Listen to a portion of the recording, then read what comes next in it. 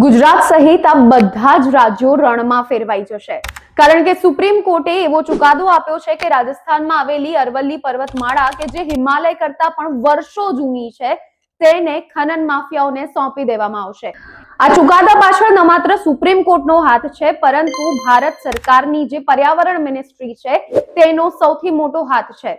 Supreme કોર્ટે જ્યારે પર્યાવરણ મિનિસ્ટ્રીને કહ્યું છે કે અરવલ્લી પર્વતમાળામાં ગેરકાયદે ખનન માફિયાઓ બેફામ બની ગયા છે, અને ત્યારે પર્યાવરણ મિનિસ્ટ્રીએ એવો જવાબ આપ્યો કે અરવલ્લીની જેટલી પણ પર્વતમાળા છે તેમાંથી માત્ર 100 મીટરથી ઊંચા પર્વત શિખરો જ અરવલ્લીની પર્વતમાળામાં ગણવામાં આવશે।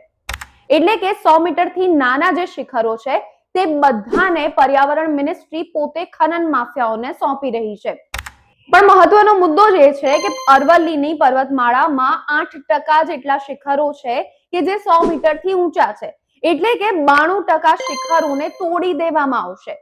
અને ત્યારબાદ આ જેટલા પણ રાજ્યો છે ગુજરાત સહિતના તે બધા રણમાં ફેરવાઈ જશે, કારણ કે અરવલ્લીની પર્વતમાળા જો અડીખમ ઊભી છે તો તે થારના એટલે કે રાજસ્થાનનું જે રણ છે તેને આગળ વધતા પણ અટકાવે છે। જીવજંતુઓ છે જેની 2000 કરતા પણ વધારે પ્રજાતિઓ અરવલ્લીની પર્વતમાળામાં રહે છે તેની પણ નાશ થઈ જશે, સાથે જ જેટલી પણ નદીઓ છે રાજસ્થાનની તે પણ સુકાઈ જશે।